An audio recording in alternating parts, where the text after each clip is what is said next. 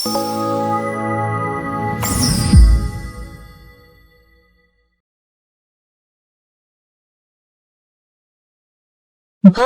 భారీగా టారిఫ్లు విధించిన అమెరికా అధ్యక్షుడు డొనాల్డ్ ట్రంప్కు ప్రధాని మోదీ స్ట్రాంగ్ మెసేజ్ ఇచ్చారు. రైతుల ప్రయోజనాల విషయంలో రాజీపడేది లేదని తేల్చి చెప్పారు. అందుకు ఎంతటి భారీ మూల్యమైనా చెల్లించేందుకు సిద్ధంగా ఉన్నామని స్పష్టం చేశారు. ప్రముఖ వ్యవసాయ శాస్త్రవేత్త ఎన్ఎస్ స్వామినాథన్ శత జయంతి సందర్భంగా గురువారం ఢిల్లీలో నిర్వహించిన గ్లోబల్ కాన్ఫరెన్స్లో మోదీ మాట్లాడారు. ఈ సందర్భంగా ట్రంప్ టారిఫ్లపై పరోక్షంగా స్పందించారు. దేశ రైతుల సంక్షేమమే తమకు అత్యంత ప్రాధాన్యమని తెలిపారు. రైతులు, పాడి రైతులు, మత్స్యకారుల ప్రయోజనాల విషయంలో రాజీపడేది లేదు. ఇందుకు వ్యక్తిగతంగా భారీ మూల్యం చెల్లించాల్సి వస్తుందని నాకు తెలుసు. అందుకు నేను సిద్ధం, భారత్ కూడా సిద్ధం అని చెప్పారు. కాగా, తమ దేశ డెయిరీ, అగ్రికల్చర్ ఉత్పత్తులను మరింతగా భారత్లోకి అనుమతించాలని అమెరికా డిమాండ్ చేస్తున్నది. అయితే దీనివల్ల దేశ రైతులపై తీవ్ర ప్రభావం పడుతుందని, అందుకు ఒప్పుకోబోమని కేంద్రం తేల్చి చెప్పింది.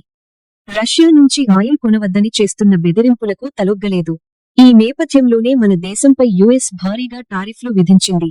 దేశంలో ఆహార భద్రత కోసం కృషి చేసిన ఎంఎస్ స్వామినాథన్ను ఆదర్శంగా తీసుకుని పోషకాహార భద్రత కోసం సైంటిస్టులు కృషి చేయాలని ప్రధాని మోదీ పిలుపునిచ్చారు. పంటల మార్పిడిపై మరింత రీసెర్చ్ చేయాలన్నారు. వాతావరణ పరిస్థితులను తట్టుకునే పంట రకాలను అభివృద్ధి చేయాలి.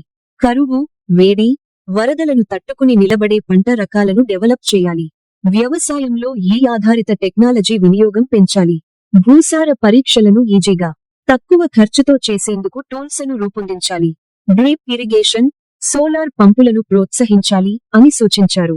ఎన్ఎస్ స్వామినాథన్ గొప్ప దార్శనికుడు అని, ఆయన ఎంతో ముందుచూపుతో వ్యవసాయంలో అద్భుత పరిశోధనలు చేశారని కొనియాడారు. పురుగు మందులను ఎక్కువగా వాడొద్దని ఆనాడే హెచ్చరించారని గుర్తు చేశారు. అటు వాతావరణం, ఇటు భూసారంపై ఎంతో దృష్టి పెట్టారని పేర్కొన్నారు. కాగా, స్వామినాథన్పై స్టాంప్, నాణేలను మోదీ విడుదల చేశారు. రైతులు దేశానికి వెన్నెముక అని ప్రధాని మోదీ అన్నారు. రైతుల అభివృద్ధే దేశాభివృద్ధికి పునాది అని చెప్పారు. రైతుల సంక్షేమం కోసం ఎన్నో స్కీమ్స్ అమలు చేస్తున్నాం.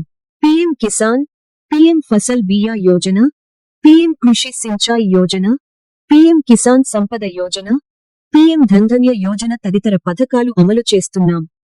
రైతులకు ఆర్థిక సాయం అందించడంతో పాటు వాళ్లలో నమ్మకాన్ని పెంపొందించే విధంగా పథకాలు రూపొందించాం. పంట పెట్టుబడిని తగ్గించి, రైతుల ఆదాయం పెరిగేలా ప్రయత్నాలు చేస్తున్నాం. రైతులకు కొత్త ఆదాయ వనరులను సృష్టిస్తున్నాం అని తెలిపారు. ఈ నామ్ ప్లాట్ఫామ్ ద్వారా రైతులు తమ పంటలను ఈజీగా అమ్ముకుంటున్నారని పేర్కొన్నారు.